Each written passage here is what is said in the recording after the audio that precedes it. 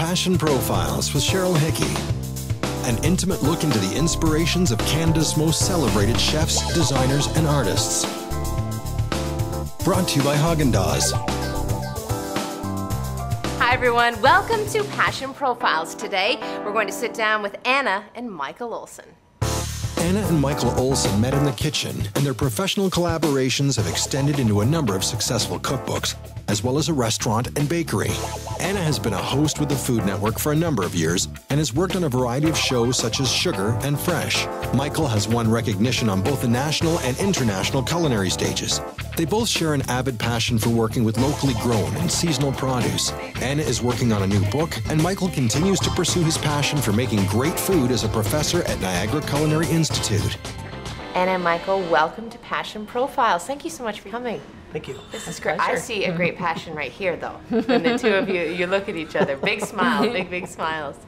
Before we get into all of that, though, I want to talk about some of your fondest memories as a child. I'm the youngest of 7, so all of my early memories were about sort of the safety and comfort and that sort of abundance of being part of a large family, especially when my brothers and sisters would come home for a holiday like Christmas or something like that. So I've got all these great early memories that are gathered around the table, and it's about being safe and looked after, and lots of noise and lots of fun. I cooked as a little kid, and my grandmother was really my inspiration, because every summer we'd go to Grandma's house, and if you wanted to hang out with Grandma, that meant you were in the kitchen.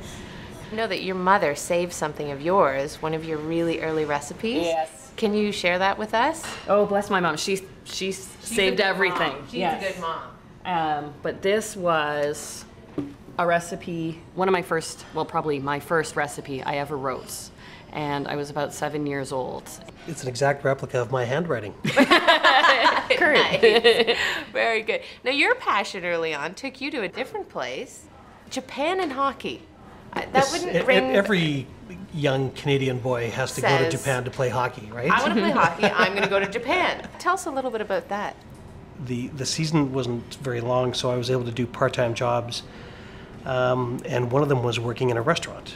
And I only did it to sort of brush up on my language skills, but I really loved the attitude and the simplicity towards eating fresh food and simple preparations there. So that's it was really a great where you moment for fell me. in love with it.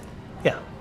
Tell me about your muffin epiphany. After studying political science at university, and then not knowing what to do with the political science degree, I went into banking for a couple of years, worked downtown Toronto, and was surrounded by people who loved what they did, and I could tell I didn't have that same passion. I knew I wasn't part of that, and I used to sneak out every lunch hour to go to the St. Lawrence Market and try a new ingredient, look forward to coming home to cook with it. I was subscribing to food magazines while everyone else was reading The Economist, and it wasn't until a really bad day at work, and I was up in the middle of the night. I'm one of those 2 a.m. problem solvers. You'll attest to that. And I couldn't go to sleep. And the only thing I could do was get up. I got into the kitchen and I started making banana muffins. Not because I wanted to eat them, but that was the only thing that would relax me. And as I'm mixing them, I realized, well, what am I doing? This is what I love to do. And it was really in that moment that I switched gears. Within 3 months, I quit banking and erased that middle letter N and turned it into baking. A lot of people don't have the guts to follow their passion. They just don't.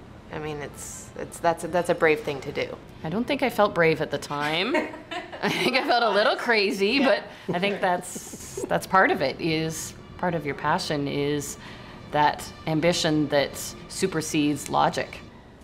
Tell us about your story, about how the two of you met. I came back to having grown up in Toronto to visit my parents on a break, and my parents said, we have to visit this restaurant in the Niagara region called Inn on the 20. And they didn't know it for the food. They knew it because my father knew the artist who did the paintings on the wall. So we went. I didn't notice the paintings. I was so enthralled with the food on my plate. And didn't meet Michael at that point. Went back to New Orleans, but in the meantime, I had sent off an application, a resume to work there. You almost left the first meeting. Is that right? Yeah, we almost didn't meet. Laughing already. I know. We were a little bit early, so we had lunch. My mom and I had lunch. And we waited for a little while, and Chef Michael Olsen didn't show up. So I thought, well, that's that. I had a few other irons in the fire. I was going to set another job up, and we were heading out to the parking lot. And I hear this voice behind me, "Anna, are you Anna?" And it was Michael. So we had our interview. Within a week, I was there, working, established, and that was 15 years ago. And the rest is history. I was going to go stay for a year. How do the two of you keep this exciting and fresh and new? We're both very much about seizing opportunity, because we would rather look back and say, well, that didn't work, but at least we tried. Yeah. I would rather do that than say I didn't have the guts to try something. Yeah, you never regret the opportunities tried and failed. You only regret the ones you've never taken. That you never went and tried. Having said that, what is a food crime, a cooking crime? Just throwing it out there that you think that people might make. I think it's not knowing when to stop. Too often a beautiful ingredient or a beautiful dish is muddied by that last addition of something that shouldn't have been Pinch there. of something. That's true. And sometimes it takes, as a chef, putting your ego in check to let the Knowing when to ingredients stop. be the star, and when you should hold back. A beautiful strawberry at peak season needs nothing. It's just put it's just nothing beautiful on on its own. What are 3 things every amateur cook should remember while cooking? What grows together goes together Okay. in terms of cooking with the seasons. Use salt and pepper effectively. Which ties in taste what you make. What passions would you like to explore? More travel. Yeah. Italy, right? Yeah, that's coming Yeah. up. Never been to Italy. It'll be our first trip. Very excited. I drive Anna crazy because I take photos everywhere we go. That's what I wanted to talk about. Can you show us some of these pictures? You've got them right there. So how did this start? How does this come about? Although I don't have any sort of formal training in photography, what I found is that to try and have somebody there to take a photograph, you would have to book it ahead of time, so there was no chance for spontaneity. And because I felt as though every day of the week I was experiencing a cool food moment, it didn't have to be a big, set up shot. It was always something interesting, that I started recording it just with a little camera, and then I bought a little more complicated ones. And now everywhere I go, I just snap food photos. And So when we look back on our vacations, it's of meals. So I'll look at a plate of ham and go, oh, that was the cafe next to the Arc de Triomphe. That's nice. What advice would you give to others who want to pursue their passion?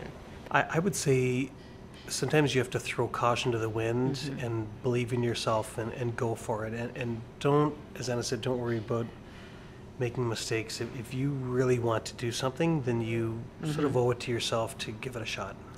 And jumping in feet first means if you've taken that risk, you're going to do everything in your power to see it through. So You own And it. if you Yeah, take it's responsibility yours. for your actions, then you shouldn't feel bad about trying something.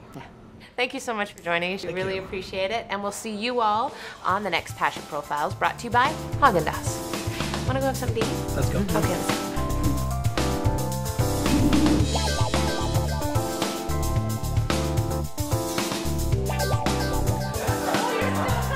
This episode of Passion Profiles is brought to you by Haagen-Dazs.